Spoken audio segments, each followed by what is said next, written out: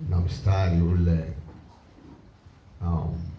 wa 8 hadi wa 9. Nitasoma katika jina la Bwana. Biblia inasema, kisha wakasikia sauti ya Bwana Mungu akitembea bustanini wakati wa jua kupunga. Adamu na mkewe wakajificha kati ya miti ya bustani, Bwana Mungu asiwaone. Bwana Mungu akamwita Adamu, akamwambia, uko wapi? Kitabu cha Kutoka sura ya 29 mstari ule wa 45. Mstari wa 45. Nasoma katika jina la Bwana. Na mimi nitakaa kati ya wana wa Israeli, nami nitakuwa Mungu wao. Mambo ya Walawi 26 mstari wa 12. Nami nitakwenda kati yenu, nami nitakuwa Mungu wenu, nanyi mtakuwa watu wangu. Ufunuo sura ya 21 na ule mstari wa 3. Biblia inasema, nikasikia sauti kubwa kutoka katika kile kiti cha enzi ikisema, tazama, maskani ya Mungu ni pamoja na wanadamu, naye atafanya maskani yake pamoja nao watakuwa watu wake, naye Mungu mwenyewe atakuwa pamoja nao. Bwana, bariki neno lako. Tumesoma vitabu hivi karibu vinne. Nataka tuangalie ujumbe ambao, kati ya jumbe ambazo tulijifunza katika maombi ya siku 21, tulikuwa tumeanza katika wiki la mwisho ujumbe huu ambao tuliangalia kama utangulizi tu, na leo nitaanzia hapo ili twende kwa pamoja. Tutakwenda kuangalia ujumbe unaosema umuhimu wa Mungu kuwa pamoja nasi. Umuhimu wa Mungu kuwa pamoja nasi. Tumesoma maandiko matakatifu, tunaona vile ambavyo toka mwanzo Mungu alitamani kushiriki ama kuwa na umoja na wanadamu, na hata wazazi wetu wa kwanza Adam na Eva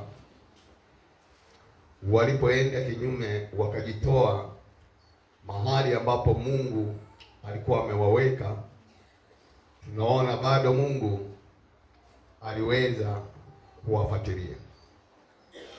Wakati nilipokuwa nasoma kisa hiki, nilienda mbali sana, nikasema kumbe Mungu huwa hatupi ama hawaachi watu wake, bali sisi ndio tunaoweza tukamwacha Mungu.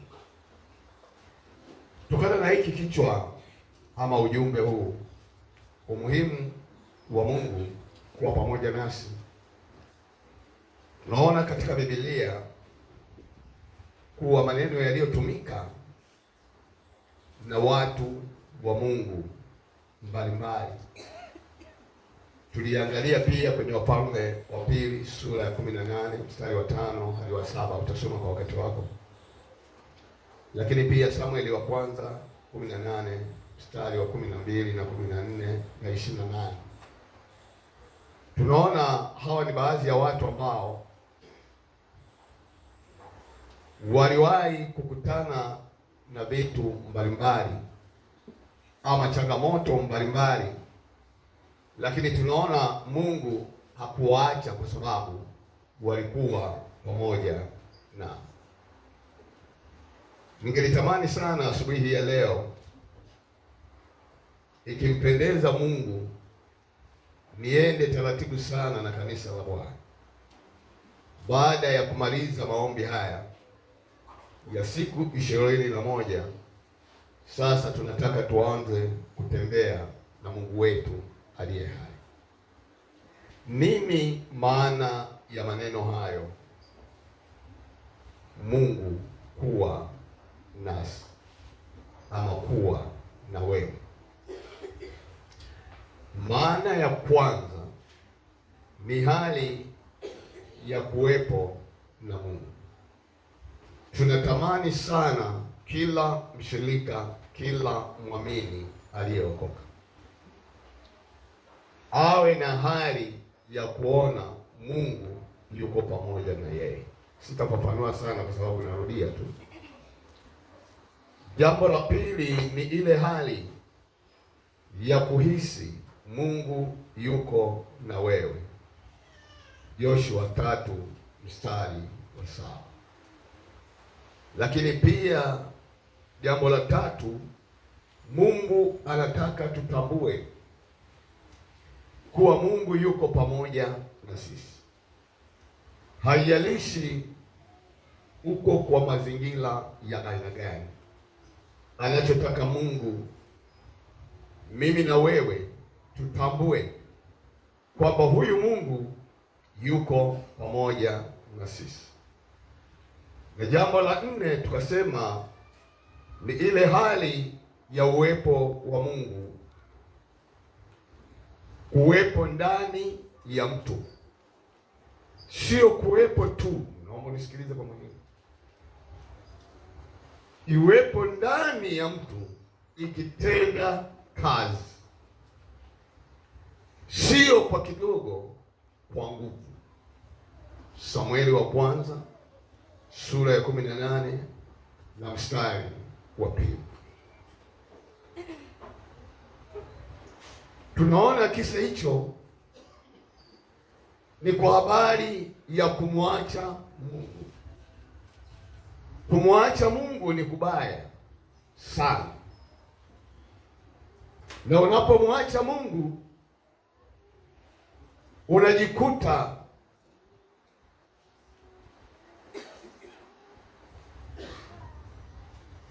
na hali ya kuogopa watu.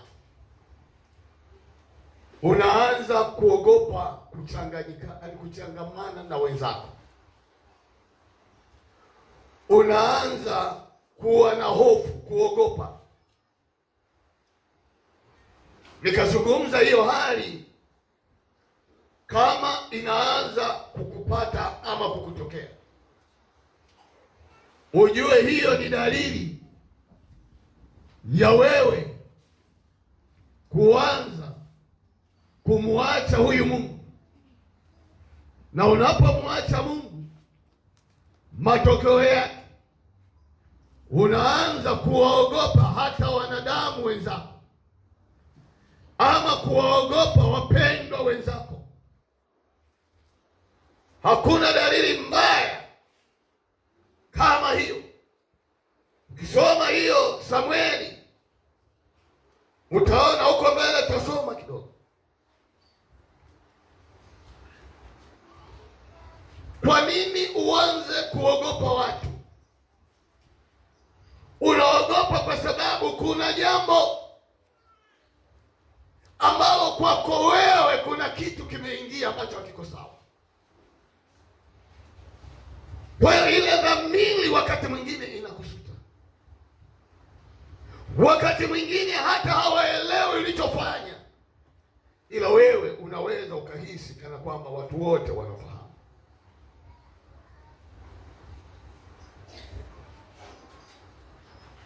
Tukaona mfano, Mungu alimwacha Sauli siku nyingi sana, lakini yeye aliendelea tu kutumika, lakini Mungu alikuwa ameshamwacha siku nyingi, yeye akaendelea kutumika. Moja ya matokeo ya kuonyesha Sauli aliachwa siku nyingi, akaanza kuwaogopa watu wake. Kumbuka Sauli alikuwa ni mfalme, lakini anaanza kuwaogopa watu wake.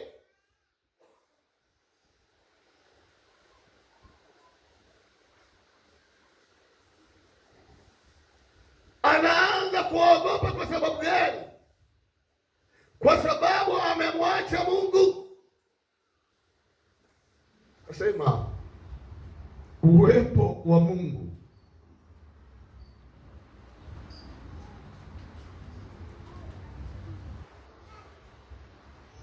upo nasi kwa ajili ya kukamilisha vitu vifuatavyo. Uwepo wa Mungu upo kwa ajili ya kukamilisha kila kitu.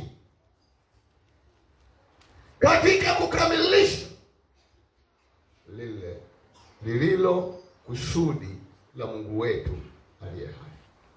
Naomba nisikilize vizuri sana. Uwepo wa Mungu haupo kwa ajili ya kufanikisha matakwa yetu ama nia zetu.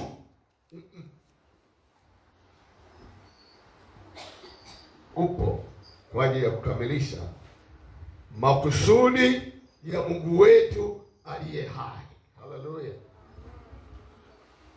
Tukasema nguvu na fahari yetu ni nguvu ya Mungu na si vinginevyo. Rudie tena, nguvu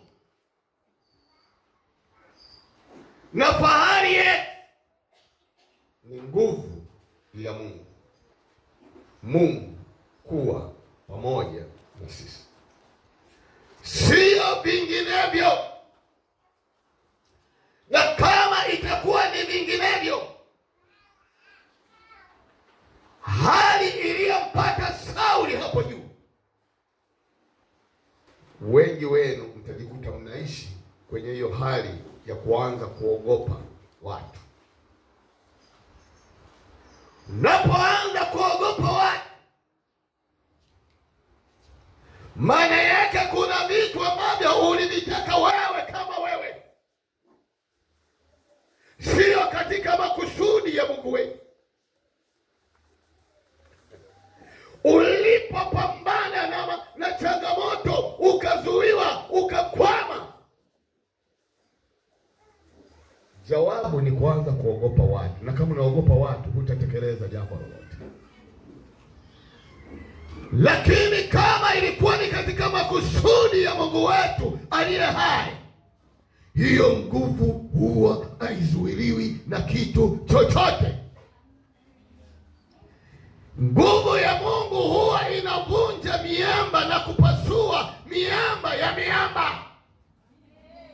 Nguvu ya Mungu huwa haishindwi na jambo lolote.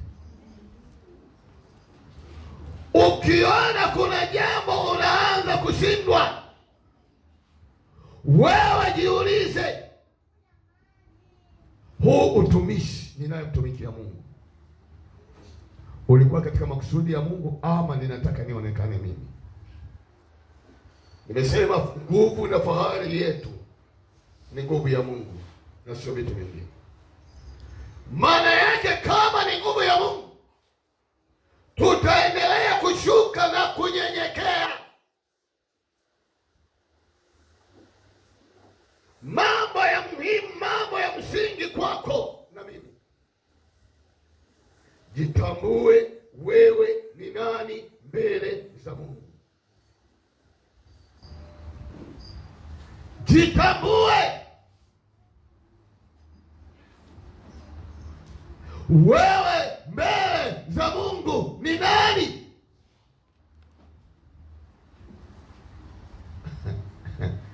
Sio mbele za watu.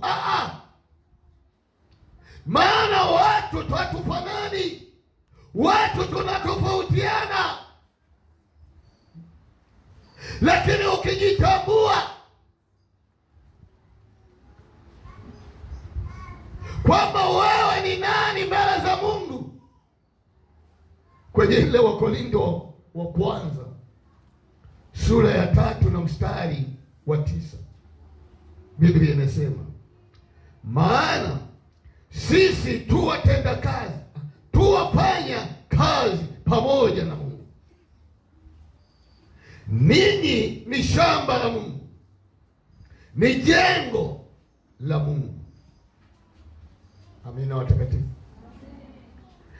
Jitambue jambo la kwanza, ya kwamba wewe ni mtenda kazi, sio peke yako, pamoja na Mungu wako. Jambo lolote unalolifanya kwa ajili ya ufalme wa Mungu, haufanyi peke yako, uko pamoja na Mungu wako aliye hai.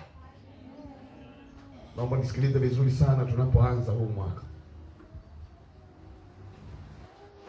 Maana yake kama mimi jambo lolote, kitu chochote ninachoweza kukifanya,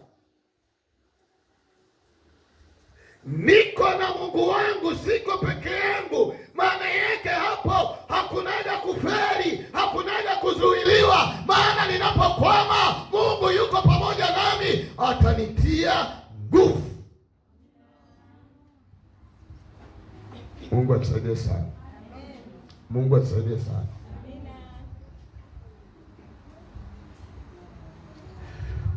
Mahusiano na Mungu, wapendwa, ni swala la kibinafsi, sio la wengi wape. Naomba unielewe, tunaposafiri kuelekea mbinguni, mambo ya kimungu ni swala la kwako wewe binafsi, wala sio la watu wengi. Kama ulivyoamua kuokoka wewe mwenyewe, kama ulivyoamua kwamba mimi nitaabudu kwenye kanisa hili, uliamua wewe, sio kundi. Amina watakatifu. Amina watakatifu. Na ndivyo ilivyo hata kwenye utumishi wako. Ili ulete matokeo mazuri, na tamani usimame wewe kama wewe mbele za Mungu. Maana yake watokee wasitokee, wakukutia moyo, wakushikamana na wewe, utajua ya kwamba kazi hii yanihusu mimi, sio mwingine.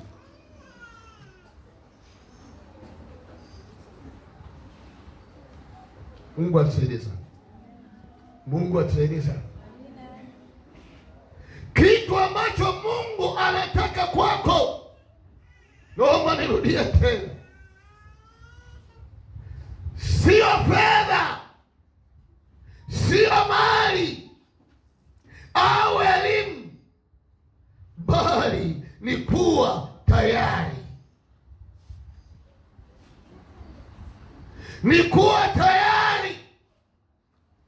Kuna wakati tunachanganya haya mambo, tunatanguliza hivi vitu kuwa kipaumbele, kumbe sio kipaumbele chetu cha kwanza. Cha kwanza ni mimi na Mungu wangu, nimjue ninayemtumikia, halafu linalofuata hata hizo mali, fedha nilizo nazo, kama mimi ni wa thamani mbele za Mungu, vitakuwa na thamani mbele za Mungu, vitamtumikia Mungu kwa gharama yoyote ile.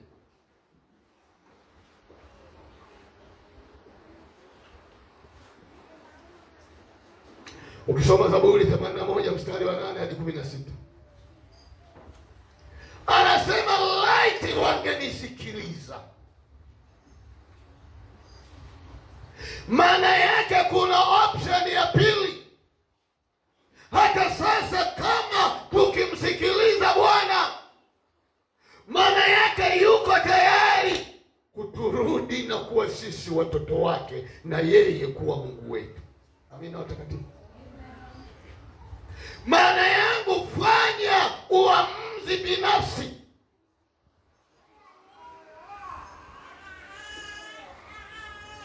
Fanya uamuzi binafsi. Tukasema fanya uamuzi binafsi, mfano wa Nuhu, wa kutembea na Mungu kibinafsi. Ukisoma Timotheo wa pili 2:19 hadi 21, tunaona alifanya maamuzi ya kwake katikati ya watu ambao anaishi wameharibika, lakini Nuhu aliamua kumgeukia Mungu aliye hai, na Mungu akaonekana pamoja na yeye. Amina watakatifu. Na ndivyo ilivyo hata leo. Huyu Mungu unaposimama na yeye atasimama na wewe. Amina watakatifu. Amina watakatifu. Maana yangu ni kwamba fanya maamuzi ya kuwa chombo chema mbele za Mungu wetu aliye hai.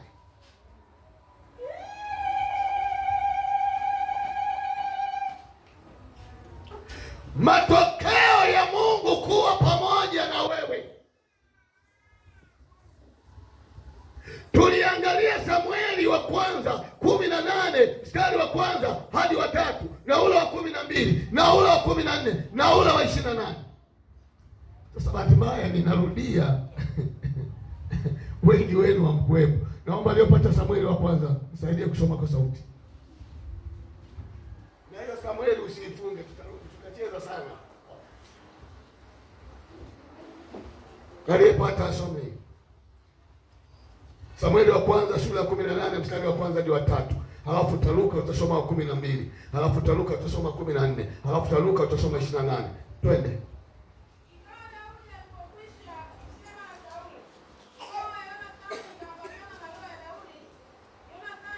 Tulia.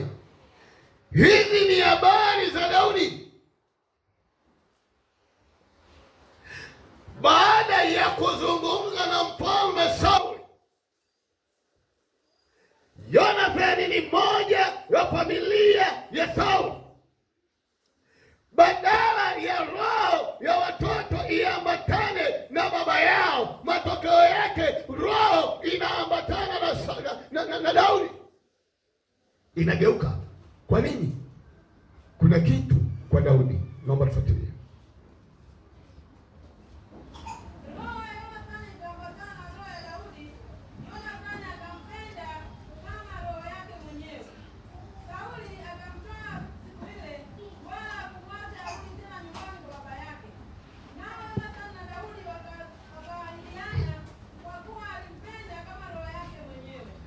Wapendwa, nachotaka nikutia moyo ni kweli kwenye utumishi huu kuna vita vingi sana, lakini katika vita Mungu hawezi kukuacha ukae kwenye majaribu hayo. Mungu atakuinulia watu wengine ambao roho zao zitalandana na wewe kumpendezesha huyu Mungu wetu aliye hai. Amen. Amen.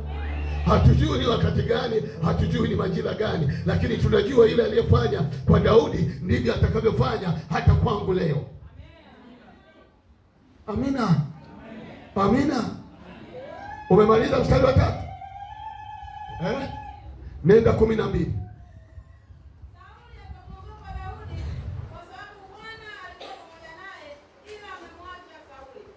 Tunaona matokeo yake, mfalme anaanza kumwogopa huyu Sauli. Na hapo ndio kwenye somo langu limeanza, unielewe. Sauli anamwogopa Daudi. Tutambue sifa kidogo za kumwogopa mtu. Sawa sawa.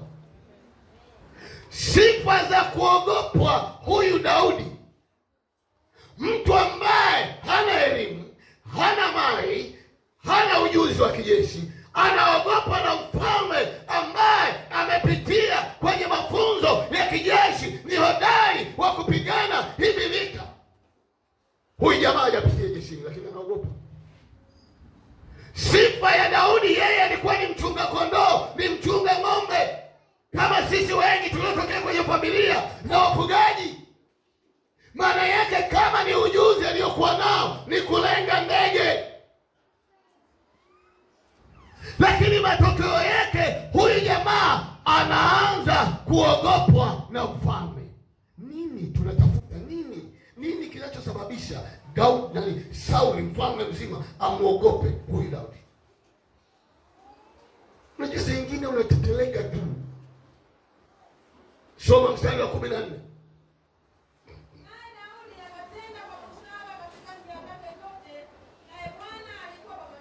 Wow, haleluya. Daudi alielewa kwamba ninavika na mfalme, ninatafutwa na mfalme. Nisikilize, Biblia inasema naye Daudi akatenda kwa hekima, kwa busara. Maana yake ni nini? Daudi alielewa, bado niko chini ya mfalme Sauli, bado niko chini ya utawala wa kwake. Kwa hiyo nikafanya kazi chini yake, lakini kwa hekima na busara. Amina. Maana yake atakwenda kwa uangalifu. Ameshajua hapa ninawindwa, lakini sitamwasi mfalme wangu. Akinituma jambo lolote nitatii, kwa sababu nimekula kiapo. Amina watakatifu. Amina watakatifu.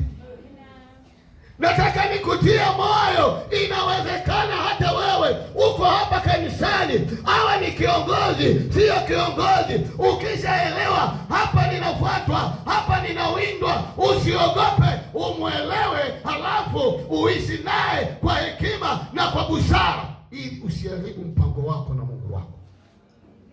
28 so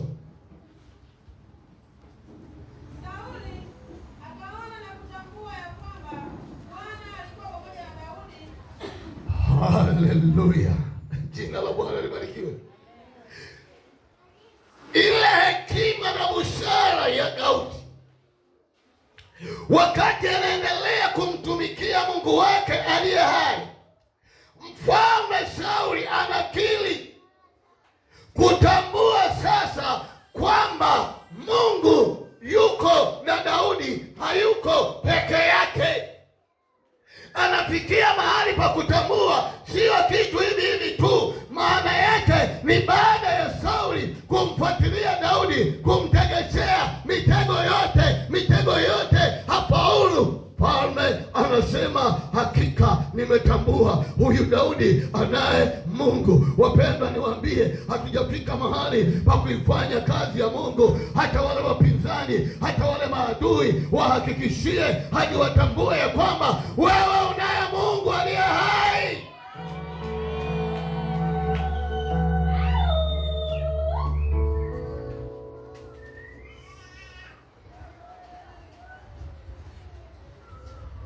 Mungu anakupa mafunuo na hatimaye anakuwezesha kufanya mambo kuliko watu wengine. Mungu anapokuwa pamoja na wewe, Mungu huwaga anakupa mafunuo.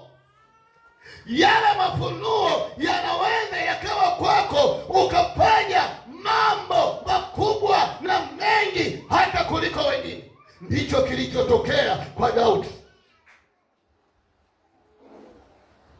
Ndio maana nikasema sio mali, sio fedha wala elimu, bali ni Mungu mwenyewe. Ndicho kilichotokea na ndicho ambacho kitatokea hata kwenye utumishi wetu. Kuna mambo unafanya hata unafika mahali unajiuliza, hivi Halo, halo, halo, halo, halo. Huyu Mungu wetu jamani, ana vitu ambavyo ni vizuri. Kama tutagundua, tutafika mbali. Matokeo ya ile hekima ya mafunuo aliyoanza kupewa huyu Daudi, matokeo yake, Sauli alikuwa na wafanyakazi wengi, lakini kulikuwa na mtu mmoja aliyependeza moyo wa Mungu. Jamani, jina la Bwana libarikiwe. Huyu Sauli alikuwa na wafanyakazi wengi. Natumia wafanyakazi, maana yake alikuwa na jeshi. Jeshi lote la nchi lilikuwa chini yake, raia wake wa nchi wote walikuwa chini yake. Lakini ikulu ya mbinguni, Mungu wetu aliye hai alitazama mtu ambaye moyo wake unampendeza.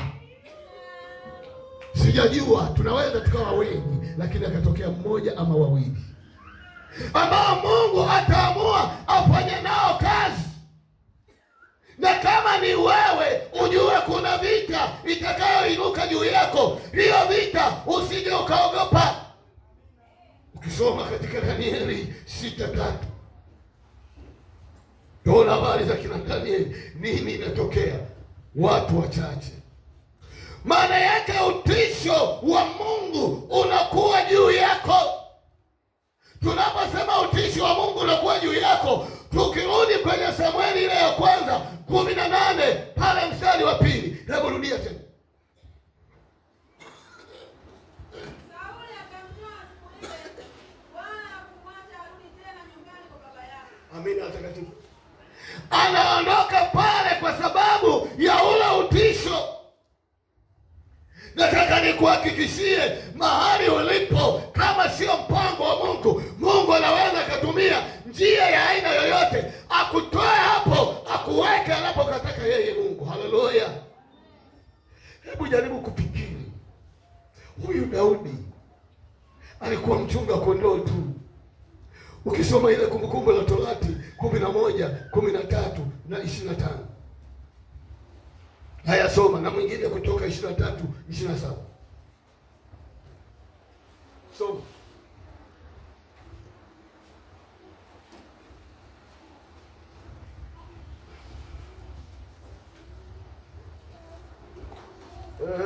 Wasomaji mmehama.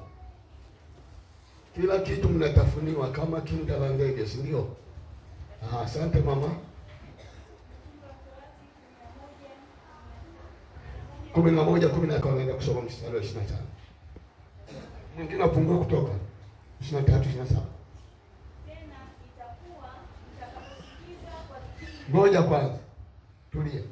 Tunaposema uamsho, na nyie msikae viti vya mbele bure. Chukua maiki, mpelekea asome. Ndio kazi yake. Kule nyuma hawasikii. Yaani na nyie ile hekima ndio inachoongelea hapo. Mafunuo. Sasa kila kitu nimkimbizie mchungaji. Nikimpa maiki yangu hii ina mate sio kawaida. Tunaweza kuongezeka magonjwa. Kuanzia leo lisibadilike. Na hiyo ni huduma ya kujitolea, ndio uzuri wa kukaa viti vya mbele. Uwe chapu kama kinyani, umechukua maiki umekimbiza nyuma. Sawa sawa. Sasa hivi si unapasa tu viti, mtakuwa mnasoma huko ndani leo. Unamsikia yeye atashikaje na anashindana na upepo pale. Nafasi yake wewe kusoma ni msikie maiki. Baba mwenyewe anaona hayo maono. Wewe mtie moyo baba. Usimwomwe meno yake.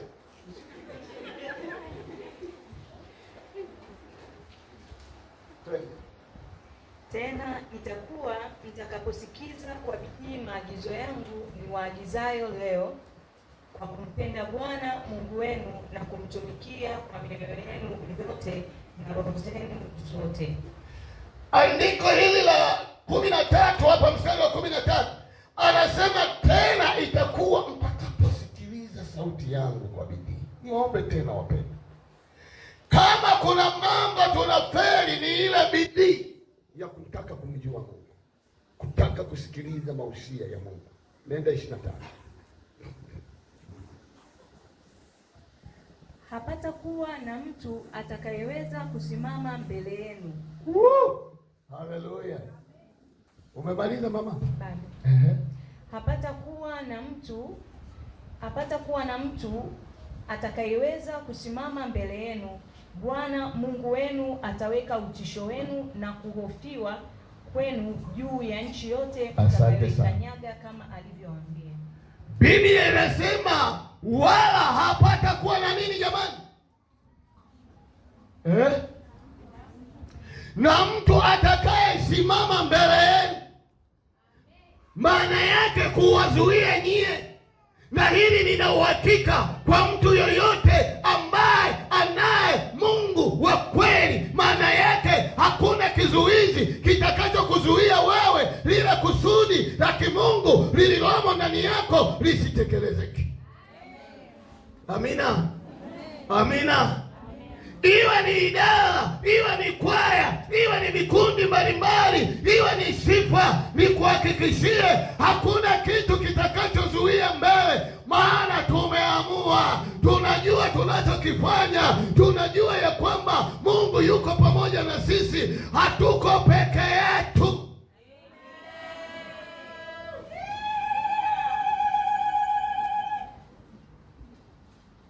Kutoka soma, kimbiliza maiki kwa msomaji.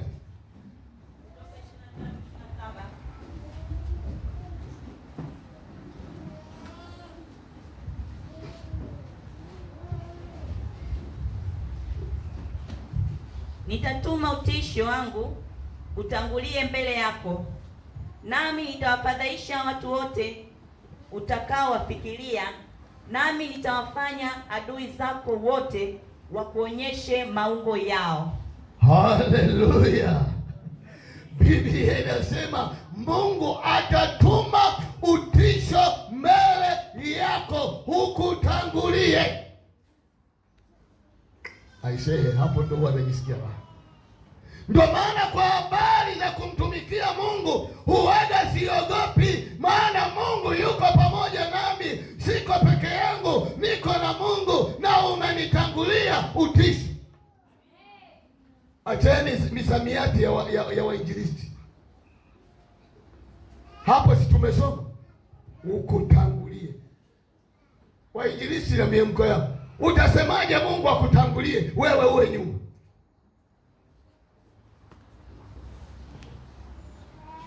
Anaona point kweli kweli, lakini hapa tumesoma. Umenielewa?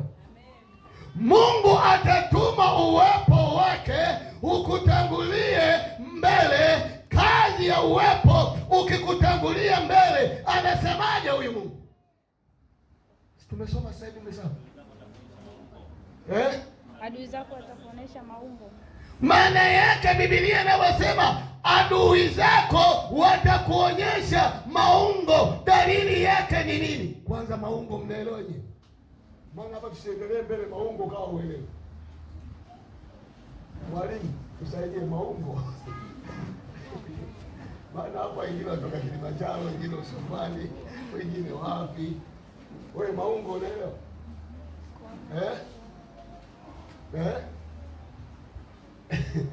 Maungo ni kama vile watajidhalilisha wenyewe mbele yako badala ya wewe ujidhalilishe. Maungo maana yake ni kama kuanzia hapa kwenda juu, kuacha kifua chako wazi.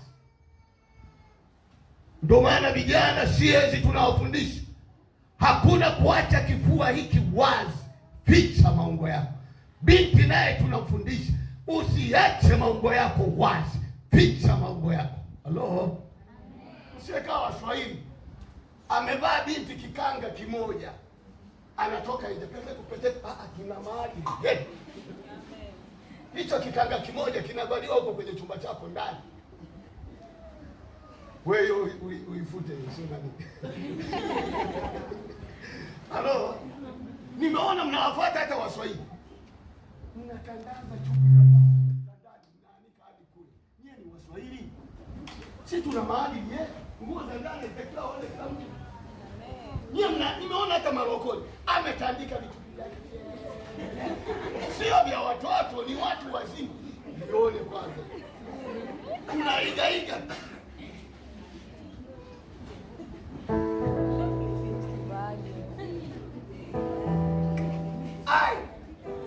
Uwepo wa Mungu unapokutangulia, Mungu anasema ya kwamba maadui wako watatoa maungo yote ili uwaone kwamba hawana chochote.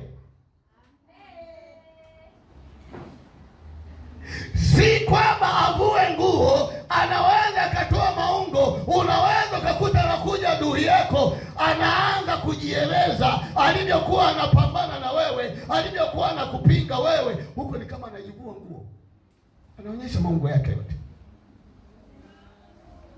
Umenielewa? Amen. Halo? Amen.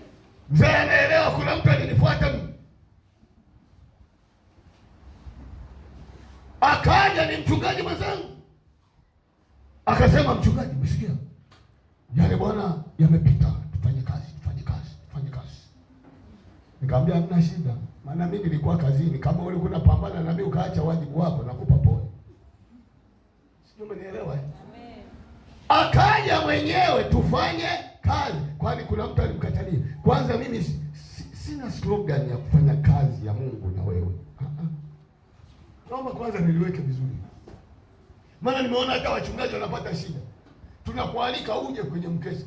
Huo ni mlaba wako na mimi na mlaba wangu.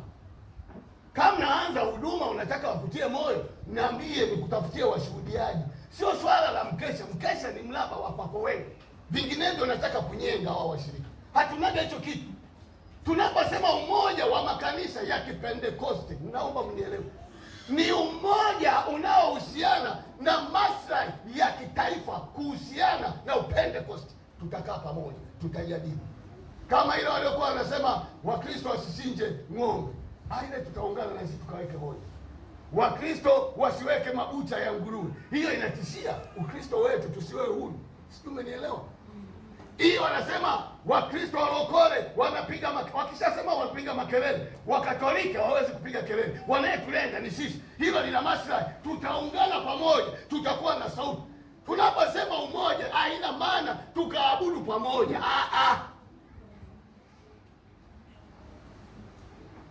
Halo? Amen. Halo?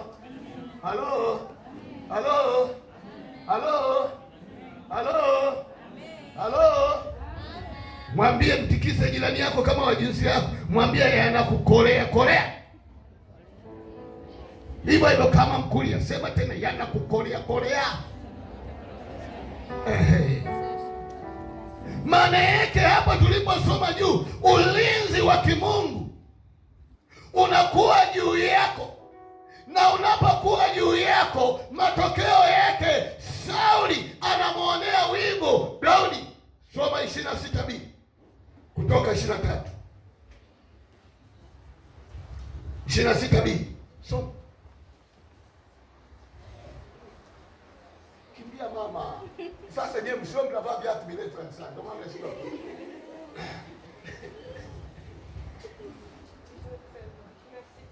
26b. Ole wako kasome kwingine ulipotezea point. Na hesabu ya siku zako nitaitimiza.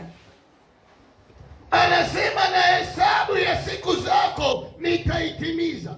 Maana yake ni nini? Pamoja na uwivu wa Sauli kwa Daudi, lakini Mungu anamhakikishia Daudi kwamba hakuna mtu atakayekatisha maono yako ama siku zako hadi lile nililoliwazia mimi liweze kutimia, ama kila ulichoona hadi kiweze kutimia. Naomba mnisikilize kwa makini sana.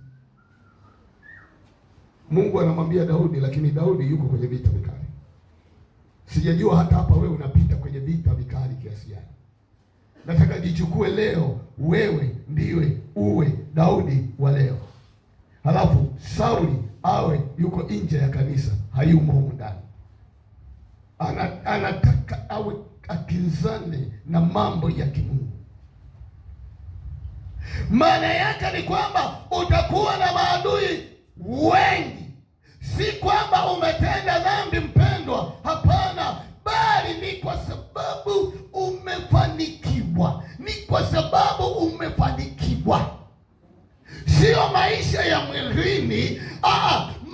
maisha ya rohoni, na maisha ya rohoni ukifanikiwa, Mungu hawezi kuacha kukufanikisha hata mambo ya mwilini. Mwangalie jirani yako, mwambie, ukiona unachukiwa ujue huchukiwi kwa sababu ya dhambi, ila ni kwa sababu ya mafanikio yako unayoyapata ndani ya Yesu Kristo. Amina watakatifu, amina watakatifu. Matokeo ya wivu wa Sauli, tunaona anamtuma Daudi. Najua siku ile nilicheka sana. Soma Samueli wa kwanza 18:25. Wivu, matokeo ya wivu.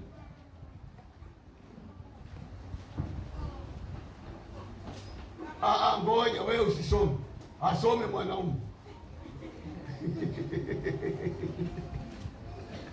Vinginevyo Mogasa uko giza. Nani mwanaume msomaji asimame hapa? Maana asija akatamka tofauti, vitu vinavyosomwa pale sio vya kwake yeye, havimhusu.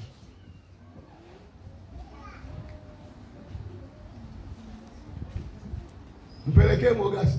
Mwanga unaona? Ni mdogo. Haya, mwingine. Jamani, mwe mnasoma Biblia lenye wanaume. Nani hapo? Haya, umemwonea kijango. Usione aibu. Mbona kwenye mechi unazungumza mchezaji wa kwanza hadi wa mwisho? Haji malizeo. Usome kwa sauti.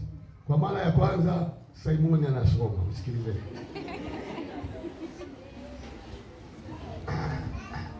Umefika kwanza Samueli wa kwanza 18:25.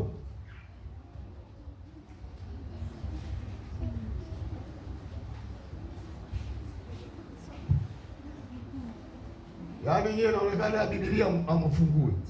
Amina, kasoma. Soma leo, nataka usome. Naye Sauli akasema, Mwambieni Daudi hii vi mfalme. Huyu Sauli, Biblia inasema naye Sauli akamwambia. Anamwambia nani? Wewe sema kwa mic. Daudi. Somaga huko sasa. Nataka tuende pamoja. Akamwambia Daudi afanyaje? Naye Sauli akamwambia Daudi, hivi mfalme hataki mahali yoyote, ila anataka. Tulia kwanza na wewe. Unaona huo mtego? Anaambiwa kwamba mfalme anasema hivi, yeye hataki mahali yoyote. Maana yake aliahidi kumpa binti yake atakaye mshinda yule adui yake. Daudi ameshinda. Sasa ni jamaa linaanza kuona wivu, linatega mtego, linasema wala yeye hataki mahali ya aina yoyote. Kuna mahali anayotaka yeye, yaani mali alipe ili amchukue binti yake. Nikisema mahali, si mnaelewa? Haya, endelea. Anataka govi 100 za Filisti ili ajilipize kisasi adui za mfalme. Halo. Huyu Sauli, wakati huo kulikuwa na vita kati ya Wafilisti na wana wa Israeli. Umeshamaliza hiyo 25? Haya, maliza. Basi Sauli alidhani kuangamiza Daudi kwa mkono wa Wafilisti. Asante. Tunaanza kuona hizo njama. Sauli akapanga njama, akasema huyu jamaa ambayo ni tishio kwangu nitamwondoaje? Wakati huo huo anapigwa na maadui. Sauli akasema, kumbe njia rahisi ya huyu jamaa ya kumwondoa hapa, nikafanya hivi. Huyu binti yangu nayetaka kumkabidhi aolewe na yeye, simwambie alete ng'ombe wala fedha, ila nitamwambia alete govi 100 za wanaume wa Kikristo, maana yake za wanajeshi, si ndio anaenda kupigana nao. Sasa hebu fikiria, piga picha tu ya kawaida ya sasa hivi, ukimwonaga tu askari hapo hivi, kweli umkamate askari alivyo, Daudi akupitia mafunzo ya jeshi, amkamate huyu askari, halafu aanze govi ya kwanza amkate hadi zifike 100, maana yake kuwe na watu 100. Sijui umenielewa? Na Biblia inasema Sauli alifanya hivyo kwa Daudi akijua ya kwamba hataweza, akienda huko atauawa. Usicheze na mtu mwenye Mungu. Amina watakatifu. Inawezekana na wewe ukategeshewa mitego kama aina fulani ya kina Daudi, ukawekwa mahali ili uumbuliwe, ili ufedheheshwe. Usiogope, ukiwa na Mungu wako aliye hai atakutetea kama alivyotetewa na Daudi, kama alivyomtetea Daudi. Amina watakatifu. Amina watakatifu. Amina watakatifu. Amina watakatifu. Amina watakatifu. Endelea kusoma matokeo ya Daudi. Daudi akamwomba Mungu. Alipomwomba Mungu, akamwambia Mungu, nitangulie. Na kweli Mungu akamtangulia, uwepo wake ukawa pamoja naye. Daudi akaondoka kwa Wafilisti kwenda kupigana nao, akaanza kukamata, mmoja baada ya mwingine anatoa govi, mmoja baada ya mwingine anatoa govi. Mwisho yote Daudi anarudi kwa mfalme kupeleka ile agizo aliyopewa. Akamwambia, mfalme, nimekuja, sio govi 100, ni govi 200. Unacheza na mtu mwenye Mungu. Sio govi 100, govi 200. Hizi hapa shika. Sema lingine. Sasa Biblia haielezi, sijui alichanganyikiwa. Hebu rudi soma vizuri hapa. Nenda na mstari mwingine wa 26.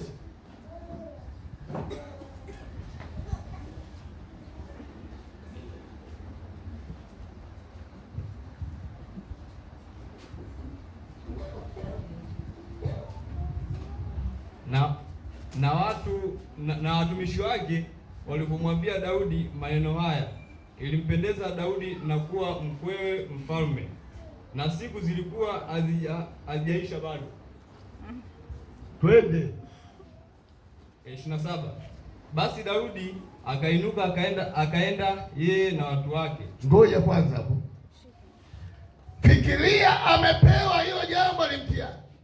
Tunajifunza kitu. Daudi hajalalamika mbele ya kibinti kibikali. Alifurahia akasema, nimekubaliwa, nitaondoka hapa, nitakwenda kupigana. Maana yake yeye akakate, kwa lugha nyingine hawa wataalamu wa kivita, maana yake yeye lazima awe mstari wa mbele. Na kama awe mstari wa mbele, maana yake alijua Daudi yeye ndiye atakaye kwa miongoni mwa atakaouawa, na yeye atauawa. Usicheze na mtu mwenye Mungu. Akaua katika Wafilisti watu 200. Yeye aliagiza wangapi? 100. 200. Wapi aliagiza nanyi? Hivi amnielewe hapa Biblia. Amina watakatifu. Maana yake yeye aliagiza 100, yeye akapeleka 200. Na Daudi akazipeleka govi zao, wakampa mfalme hesabu kamili ili awe mkwewe mfalme. Sio nusu, hesabu kamili. Naye Sauli akamwomba Mikali binti yake. Naomba uketi. Naomba wapendwa, habari hizi tunaposoma ni kama habari za vituko, kama ni habari za kuchekesha, ila kuna kitu ambacho Mungu anataka tujifunze. Usicheze na mtu anayetembea na Mungu. Wakati nasoma habari za Daudi, nikaenda mbali zaidi, nikatafakari habari za Samson. Hiyo Wafilisti. Samson, wakati huo kuna mapambano. Wakati huo Waisraeli wanalima mizabibu yao, lakini mbweha wanaharibu zile zabibu. Unajua, huwa natafakari, wangapi wanafahamu mbweha? Wengine umeona tu kwenye picha. Sasa Biblia inasema Samson akakamata mbweha 100, 200, 300.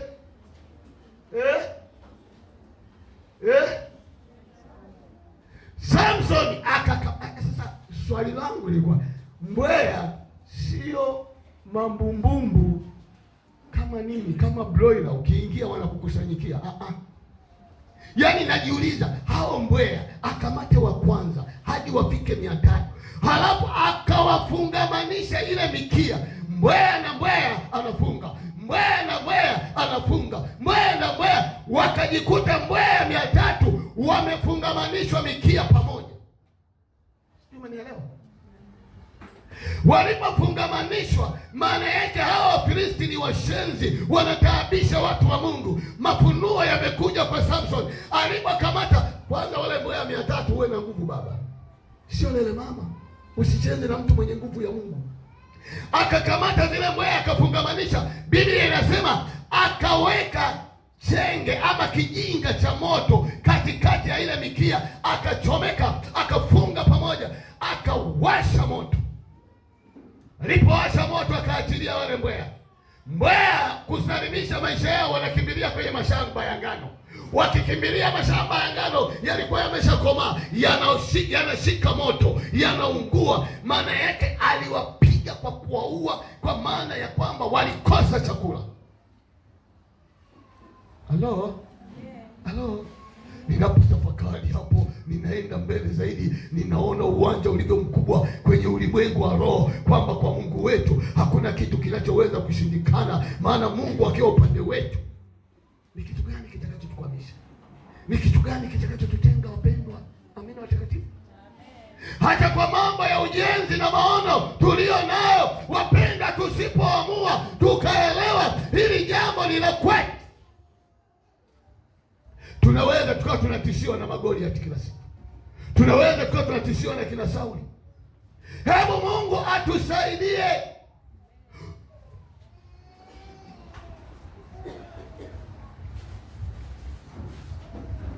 Mungu atusaidie.